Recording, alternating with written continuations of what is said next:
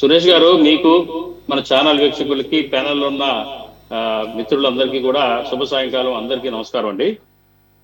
ఇప్పుడు Visakhapatnam steel plant లో ఆ, జరిగిన ప్రమాదం, దాని దరిమిలా చనిపోయిన వ్యక్తులు, ఇది పూర్తిగా కేంద్ర ప్రభుత్వం చేసిన హత్యలు, కేంద్ర ప్రభుత్వం యొక్క నిర్లక్ష్యం కారణంగా జరిగిన హత్యలుగా దీన్ని చూడాలి. కారణం ఏంటంటే, ఈ ఏదైతే లాడెల్ క్యారీయింగ్ చేసే పరికరం గతంలో కూడా అనేక సార్లు దాని నుంచి ద్రవ ఉక్కు చింది కార్మికులు గాయపడిన సందర్భాలు ఉన్నాయి. అట్లాగే ఆ ప్రాసెస్ ఏదైతే ఉందో అది మాన్యువల్ గా నడుపుతూ అనేక ప్రమాదాలకు గురైన సందర్భాలు ఉన్నాయి. 2012లో కూడా 16 మంది చనిపోయారు అక్కడ ఆక్సిజన్ లీకేజ్ అయిపోయి. ఇది తరచుగా 2007 నుంచి చూస్తే చాలా ప్రమాదాలు. 2020లో ద్రవలోహం, ఇది చెప్పిన లాడిల్ లోహం చింది చాలా మంది గాయపడ్డారు. 2023లో కూడా సేమ్ పద్ధతిలో ప్రమాదం జరిగింది. మళ్ళీ ఇప్పుడు 2026లో మరి 9 మంది చనిపోవడానికి కారణమైంది. ఇది పూర్తిగా కేంద్ర ప్రభుత్వం బాధ్యత వహించాలి. దీనికి రాష్ట్ర ప్రభుత్వాలకు సంబంధం లేదు. ఇది కేంద్ర ప్రభుత్వం యొక్క ఆధ్వర్యంలో నడుస్తున్న సంస్థ. కేంద్ర ప్రభుత్వం నుంచి అపాయింట్ చేయబడిన ఒక సిఎండి, బోర్డ్ ఆఫ్ డైరెక్టర్స్ నిర్ణయాలు తీసుకుంటారు. ఏదైనా కానీ దీన్ని ఆధునీకరించాలన్నా, ఉద్యోగులను నియమించాలన్నా, తీసుకోవాలన్నా రాష్ట్ర ప్రభుత్వం కేవలం ఏంటంటే కొన్ని డిమాండ్ చేస్తుంది, రికమెండేషన్ చేస్తుంది, అంతవరకు. ఇందాక వైసీపీ మిత్రుడు చెప్తున్నారు జగన్ హయాంలో ఇంతమందిని తీయలేదని. తీయడానికి మీరెవరు? మీకు హక్కు లేదు. రాష్ట్ర ప్రభుత్వానికి హక్కు లేదు. అక్కడ ఉద్యోగులను తొలగించాలన్నా, నియమించాలన్నా కానీ కేంద్రం యొక్క నిర్ణయాన్ని బట్టే, కేంద్రం మినిస్ట్రీ నుంచే జరుగుతుంది. సరే, అసలు ఈ విషయానికి వస్తే నేను లోకేష్ గారిని డిమాండ్ చేస్తా ఉన్నాను. ఇప్పుడు ఆయన వెళ్ళి అక్కడ ఏం మాట్లాడే వాళ్ళు హర్ట్ చేయటం వల్ల ఇది కాదు. మీరు అసలు ఫస్ట్ డబుల్ ఇంజిన్ సర్కార్ అంటున్నారు కాబట్టి మీ పెద్ద ఇంజిన్ తోటి సంప్రదింపులు జరిపి ఈ వైజాగ్ స్టీల్ ప్లాంట్ ని ఉంచదలిచారా? ప్రైవేట్ వాళ్ళు పక్కనే కడుతున్న మెట్రల్ దానికి దశలుగా ఇప్పటికే లోపల కొన్ని విభాగాల్ని ప్రైవేట్ పీపీపీ పద్ధతిలో నిర్వహిస్తున్నారు. అట్లాగే మొత్తానికి సైడ్ గా మెట్రోకి అప్పచెప్పదలిచారా? అది స్పష్టంగా రాష్ట్ర ప్రజలకి చెప్పాలా. ఎందుకంటే అనేక మంది ప్రాణత్యాగాలు, వేలాది మంది రైతులు పొలాలను త్యాగం చేసి పోరాటం చేసి విశాఖ ఉక్కు ఆంధ్రుల హక్కు అనే నినాదంతో ఏర్పాటు చేసుకుని, ఇది కేవలం సిమెంట్ ఫ్యాక్టరీ లాభ నష్టాలు ఉత్పత్తి మీద అంచనాలు బేరీజ్ వేసుకునే ఫ్యాక్టరీ కాదండి. ఇది ఆంధ్రప్రదేశ్ ప్రజల ఊపిరి, ఆంధ్రప్రదేశ్ ప్రజల జీవనాడి, ఒక pride of the Andhra Pradesh people. గర్వంగా ఫీల్ అవుతారు మాకు ఒక ఉక్కు ఫ్యాక్టరీ ఉంది అని చెప్పేసి.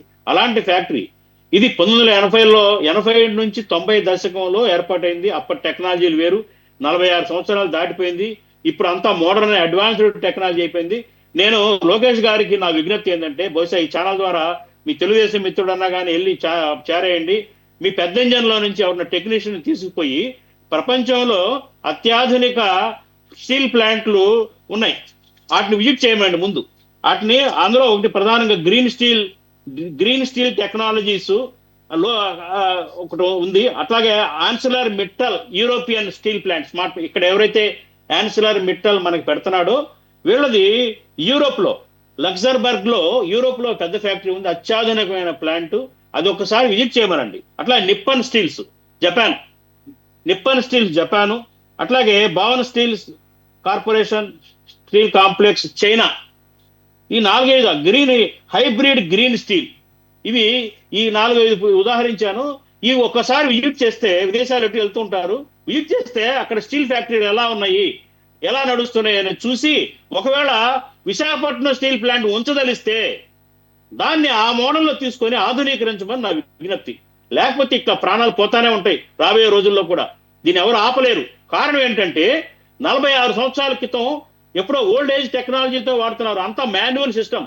ఇవాళ నేను పేర్కొన్న ఫ్యాక్టరీల్లో ఏఐ టెక్నాలజీ, రోబోటిక్, ఏదైతే ప్రమాదాలు జరిగి ప్రాణాలు పోయే అవకాశం ఉన్న ఏరియాస్ లో రోబోటిక్ టెక్నాలజీ వాడుతున్నారు. రోబోస్ ని వాడి ఈ స్టీల్ ఫ్యాక్టరీల్లో ఉత్పత్తి చేస్తున్నారు. అట్లాగే అక్కడ పాలసీ ఏంటంటే ఉత్పత్తి పెంచడం పాలసీ కాదు. ఆ దేశాల్లో ఉత్పత్తి పెంచడం, ఉత్పత్తి చేయడం ప్రాధాన్యత కాదు. కార్మికుల రక్షణ ప్రాధాన్యత. ఫస్ట్ ప్రాధాన్యత కార్మికుల యొక్క రక్షణ. ఆ ఎజెండాతోనే అక్కడ స్టీల్ ప్లాంట్లు పనిచేస్తా ఉన్నాయి. కాబట్టి నా విజ్ఞప్తి ఏంటంటే, ముందు ఆధునీకరించండి దీన్ని. మీరు ఇందాక చెప్పుకుంటున్నా 11,400 కోట్లు కాదు, దాని తర్వాత ఇంకా ఇచ్చారు. మొత్తం 19,500 కోట్లు ఏదైతే అప్పుడు ప్రైవేటీకరణ చేస్తానన్న తర్వాత రిలీజ్ చేశారు. కానీ 19,500 కోట్లు మొత్తం కూడా దేనికి వాడారండి? అప్పులు తీర్చడానికి, ప్రొడక్షన్ పెంచడానికి, ఏవో చిన్న చిన్న మరి కార్మికులకు కూడా సరిగ్గా అందరికి జీతాలు ఇవ్వాల ఆ డబ్బులో నుంచి. చిన్న చిన్న ప్రొడక్షన్ యూనిట్లో చిన్న చిన్న మార్పులు చేయడానికి వాడారు ఈ డబ్బు తప్పించి మోడర్నైజేషన్కి వాళ్ళ. అట్లాగే రా మెటీరియల్ కొనడానికి కొంత వాడారు. ఇప్పుడు ముఖ్యంగా మేమేంటంటే కాంగ్రెస్ పార్టీ నుంచి మా విజ్ఞప్తి, దయచేసి ఈ స్టీల్ ఫ్యాక్టరీని దయచేసి కాపాడండి. పిచ్చి కుక్క అని ముద్రేసి దీన్ని మొత్తానికి ఇది సాగనంపే కుట్రలు జరుగుతున్నాయి. ఇందాక మరి కృష్ణాంజనేయ గారు చెప్పినట్టుగా ఏంటంటే ఇది కుట్రలు కూడా ఉన్నాయి దీని వెనకాల. అందుకనే నిర్లక్ష్యం చూపిస్తున్నారు, దీన్ని పట్టించుకోవటంలా. ఇవాళ ఇంకొకటి చెప్తాను డాటా. ఏదైతే ఈ పాపం ఈ ఎంతమంది అండి 17,000 మంది ఉండే కార్మికులు, కాంట్రాక్ట్ బేసిస్ కార్మికులు ఇవాళ 7,000 మంది ఉన్నారు. పర్మనెంట్ కార్మికులు కూడా 15,000 మంది పైచీలకు ఉండేవాళ్ళు 8,000 మంది ఉన్నారు. వీళ్ళతోటే ప్రొడక్షన్ తీస్తున్నారు. ఎక్కడ మా ఉద్యోగాలు పోతాయి? ఫ్యాక్టరీని ఎక్కడ ప్రైవేటైజేషన్ చేస్తున్నారని పాపం వీళ్ళందరూ కూడా రాత్రి వాళ్ళు కష్టపడి ప్రొడక్షన్ తీస్తున్నారు. ఫలితంగా ఏంటో తెలుసా? 94% ప్రొడక్షన్ పెరిగింది. ఎక్కడో 50% కింద ఉండే ప్రొడక్షన్ గత 1-2 సంవత్సరాల్లోనే 94% పెరిగింది. గత మాసంలో 54 కోట్ల రూపాయల ప్రాఫిట్ వచ్చింది. విశాఖ స్టీల్ ప్లాంట్ కి 54 కోట్ల లాభంలో ఉంది గత నెల అకౌంట్స్ చూస్తే. కాబట్టి దీన్ని పిచ్చి కుక్క అని ముద్రేయద్దు దయచేసి. ఇది ఆంధ్రుల ఆత్మగౌరవానికి సంబంధించిన ఫ్యాక్టరీ. కాబట్టి ఏంటంటే దీన్ని మోడర్నైజేషన్ చేయండి. ప్రభుత్వం కేంద్రం తలుచుకుంటే పెద్ద కష్టం కాదండి. దీన్ని ఒక 50,000 కోట్లు లేకపోతే ఒక 60,000 కోట్లు ఇచ్చి ఆధునిక ఎక్విప్మెంట్ ని సమకూర్చుకొని దశల వారీగా మీరు దాన్ని ఆధునీకరించండి. దాని టెక్నాలజీ మారిపోయింది. ఏ టెక్నాలజీ బేస్డ్ రన్నింగ్ అవుతున్నాయి ఇవాళ? ఈ ఫర్నేసులు కానీ, ల్యాడల్ క్యారింగ్ చేసే క్రేన్లు కానివ్వండి, అట్లాగే ఏదైతే బాగా ప్రమాదాలు జరిగే ప్రాంతాల్లో ఇవాళ అడ్వాన్స్డ్ టెక్నాలజీ ఉంది. ఆటోమేటిక్ సెన్సార్ టెక్నాలజీ ఉంది. ప్రమాదం ఎక్కడ జరుగుతుంది అనేది ముందే కనిపెట్టి ఆ పరికరాలని రిపేర్ చేసుకుంటున్నారు విదేశాల్లో. నేను ఒకటే అడుగుతున్నా, ఇలాంటి తరహా ప్రమాదాలు ఇక్కడ ఇదే దేశంలో ఉన్న ప్రైవేట్ ఫ్యాక్టరీలు ఎందుకు జరగటలేదు? టాటా స్టీల్ కానివ్వండి, ఇతరత్ర, అట్లాగే గవర్నమెంట్ సెక్టార్లో ఉన్న సెయిల్ కానివ్వండి, ఎన్ఎండిసి స్టీల్స్ లో కానివ్వండి ఎందుకు జరగటలేదు? ఇక్కడే ఎందుకు తరచుగా జరుగుతున్నాయి? అసలు ఒక్కసారి ఆ ఫ్యాక్టరీ లోపలికి వెళ్తే భయంకరంగా ఉన్నాయి. ఒకసారి విజిట్ చేశాను, భయంకరంగా ఉంటుంది అంతా కూడా. ఎక్కడ అది ఆటోమేషన్ లేదు దాంట్లో, అంతా మాన్యువల్ సిస్టమ్. పాపం కార్మికుల శ్రమని దోచుకుంటున్నారు అక్కడ. ఇవాళ మారిపోయిందండి, ఇవాళ అంతా మారిపోయింది. ప్రపంచం అంతా 46 ఏళ్ల క్రితం టెక్నాలజీని ఇవాళ వాడటం ఏంటండి? ఇవాళ అంతా కూడా ఆధునిక మిషన్స్, హై ఎక్విప్మెంట్. జర్మనీ కానివ్వండి, ఇవాళ చైనా కానివ్వండి, అట్లా కొరియా కానివ్వండి, స్వీడన్ కానివ్వండి, ఇక్కడ జపాన్ కానివ్వండి, స్టీల్ ఫ్యాక్టరీలు ఆధునీకరించబడి ఇట్లా గవర్నమెంట్ సెక్టార్ లో ఇంత అధ్వానంగా ఫ్యాక్టరీ నడుపుతారంటే ప్రపంచం ముఖాన్ని కాండ్రించి భారత్ మీద ఊసిద్ది. ఎందుకంటే 38 లక్షల కోట్ల బడ్జెట్ ఉన్న ఈ దేశంలో ఒక రాష్ట్రానికి ప్రతిష్టాత్మకంగా ఉన్న ఫ్యాక్టరీని మోడర్నైజేషన్ చేయడానికి గవర్నమెంట్ కి మనసు ఎందుకు ఒప్పదు? ఇది ఆదాయం తెచ్చిపెట్టేదే కదా. ఇవాళ ఇట్లాంటి తుక్కు ఫ్యాక్టరీలోనే 40-50 కోట్లు పాపం కార్మికులు ప్రాఫిట్ తీశారంటే మోడర్నైజేషన్ చేస్తే ప్రైవేట్ ఫ్యాక్టరీలకు దీటుగా నిలబడుతుంది. ప్రైవేట్ ఫ్యాక్టరీల కంటే ఎక్కువ లాభాన్ని ఇచ్చుద్ది ఈ దేశానికి. కాబట్టి నేను నా విజ్ఞప్తి లోకేష్ బాబు గారికి ఒక విజ్ఞప్తి ఏంటంటే, దయచేసి మీరు పెద్ద ఇంజన్ ని ఒప్పించి వెళ్ళి ఈ ఆధునీకరణ దిశగా ఈ ఫ్యాక్టరీని అడుగులు వేయించండి, ఫండ్స్ ఇప్పించండి. అట్లాగే కార్మికులు తీసేయండి. నిష్ణాతులైన 7,000 మంది కార్మికుల్ని నైపుణ్యంగా తీసేశారు. ఇక ఎక్కడ జరుగుతుందండి? ఇవాళ ఉన్న కార్మికులతోటి నడుపుతున్నారు దీన్ని. కాబట్టి ఏంటంటే ఖచ్చితంగా ఇట్లాంటి ప్రమాదాలు ముందు ఇంకా జరిగే అవకాశాలు ఉన్నాయి. ఇవాళ ఇంతటితో ఆగలా ఇది. కాబట్టి ఏంటంటే చాలా సీరియస్ ఇష్యూ ఇది, చాలా సీరియస్ గా తీసుకోవాలి. అట్లాగే కృష్ణాంజన గారు చెప్పినట్టు 20 లక్షలు ఇచ్చే, 25 లక్షలు ఇచ్చే చేతులు దురుపుకోవటం కాదు. ₹1 కోటి పరిహారం ఇవ్వాల్సిందే. ఇందాక లోకేష్ గారు మాట్లాడుతూ చూశాను టీవీలో. నేను చేతులు దులుపుకోవటానికి రాలేదు, పరిహారం ఎంతో కొంత ఇచ్చి చేతులు దులుపుకోవటానికి రాలేదు, నేను వీళ్ళకి అండగా ఉండడానికి వచ్చాను అన్నారు. నిజంగా మీరు దయచేసి అండగా ఉండటం అనేది చిత్తశుద్ధిగా మీకు మనసులో ఉంటే ఆ ఫ్యాక్టరీని కాపాడండి, మోడర్నైజేషన్ చేయండి. భవిష్యత్తులో ఒక ప్రాణం కూడా పోకుండా ఉండే విధంగా అక్కడ కట్టుదిట్టమైన భద్రతా చర్యలు ఏర్పాటు చేయండి. భద్రత లేదు అక్కడ, భద్రతా చర్యలు తీసుకోండి. మోడర్న్ ఎక్విప్మెంట్ చేయండి, ఆటోమేషన్ చేయండి. అట్లాగే ఏంటంటే దానికి ఐరన్ ఓర్ ఇవ్వండి, ఒత్తిడి చేయొద్దు.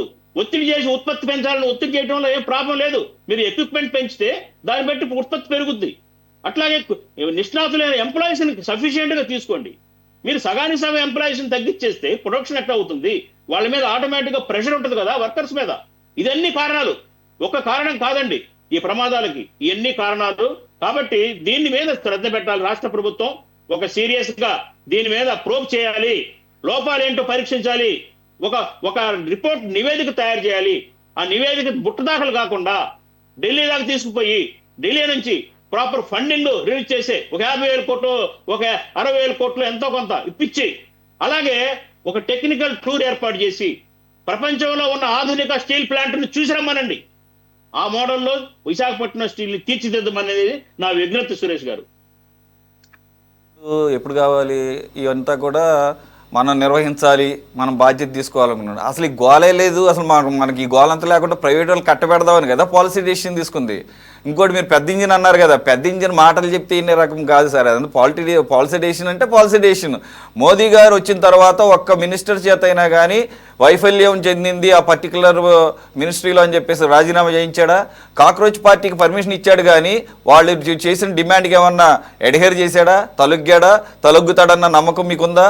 ఖచ్చితంగా ఉంటుంది. ఎందుకంటే ఆయన మెంటాలిటీ తెలిసిన వాళ్ళకి ఎవరికైనా తెలుసు. ఆయన కావాలనుకుంటే కనుక మీరు అడిగిన దానికి అన్నీ ఇస్తాడు, కానీ పాలసీ డెసిషన్ మాత్రం మేము చేంజ్ చేసుకున్నాం అని చెప్పడం అనేది ఇప్పటివరకు ఒక్కసారే జరిగింది. ఆయన చేతులు దాటిపోయిందన్నప్పుడు ఎప్పుడైతే దేశ రాజధానిలో రైతులు సంవత్సరానికి మించి ఎప్పుడైతే అక్కడ ఈ వ్యవసాయ చట్టాలను ఉపసంహరించుకోవాలని చెప్పేసి ఉద్యమం చేశారో అప్పుడు మాత్రమే తనకి ఎంతకి నీళ్లు వస్తున్నాయని గ్రహించి, రాజకీయంగా నష్టమని చెప్పేసి గ్రహించి వాటిని వెనక్కి తీసుకున్నాడు, క్షమాపణ చెప్పాడు. అదొక్క సందర్భం తప్ప, అంతటి ఉపద్రవం వస్తే తప్ప ఆయన మాట అనడు. సార్ ఒకే ఒక్క మాట, ఈవేళ చంద్రబాబు నాయుడు గారు మోడీ గారిని గట్టిగా మాట్లాడి డిమాండ్ చేసే పరిస్థితి కూడా లేదు.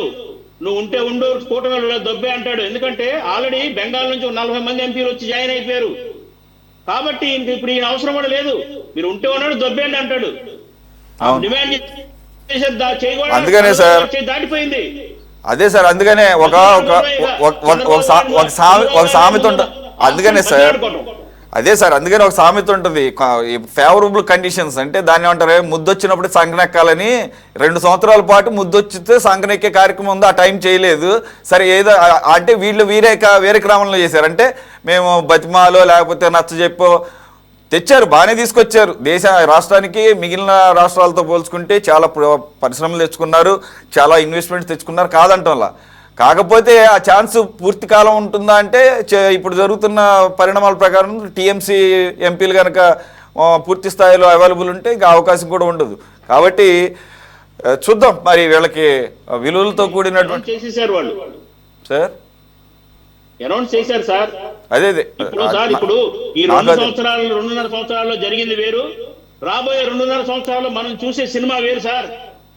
మంచిదే కదండి. మన రాష్ట్రంలో ఏమన్నా బీజేపీకి ఏమైనా స్టేక్ ఉందా? వీళ్ళే ఎందుకని మరి పాకులాడుతున్నారు కానీ టీడీపీ జనసేన కాదు. వాళ్ళకి ఏముందని చెప్పేసి ఇక్కడ 25 మంది ఎంపీలు మద్దతు ఇవ్వాలి ప్రతిదానికి. వాళ్ళ సనాతన ధర్మాన్ని మనమే వీళ్ళెందుకు భుజాన్ని వేసుకోవాలి, వాళ్ళ హిందుత్వాన్ని వీళ్ళెందుకు భుజాన్ని వేసుకోవాలి?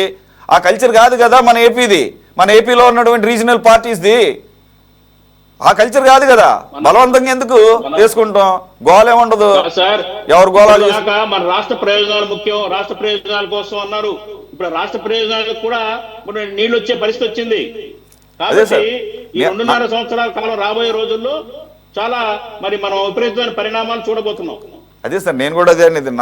నాకైతే మంచి పరిణామంగానే కనపడుతుంది. అప్పుడు టీడీపీను జనసేన కాస్త రియలిస్టిక్గా ఆలోచించి వీళ్ళిద్దరూ ఒకరికొకళ్ళు సహకరించుకుంటూ రాష్ట్రాన్ని ముందుకు తీసుకెళ్ళటం ఉత్తమం. బీజేపీని బ్లాక్మెయిల్ చేసే పార్టీ ఎందుకు? 1% ఓట్ షేరింగ్ కూడా లేకుండా ఇక్కడ రాజ్యసభ ఎంపీలు వాళ్ళకే కావాలి, లేకపోతే దాన్ని ఏమంటారు, ఇటువంటి వాటికి ఏమో సహకరించరు. అలాగే మనకి ఇవ్వాల్సినటువంటి విభజన వాటిని లేదు. అమరావతి చట్టాన్ని చేయడానికి జస్ట్ మార్పు చేయడానికి ఇన్ని సంవత్సరాలు పట్టింది. కాబట్టి చూద్దాం, ఇప్పుడు వాళ్ళల్లో ఒక రకమైనటువంటి పొలిటికల్ ట్రాన్స్ఫర్మేషన్ జరగాలి. ఎంతవరకు జరుగుతుందో మనం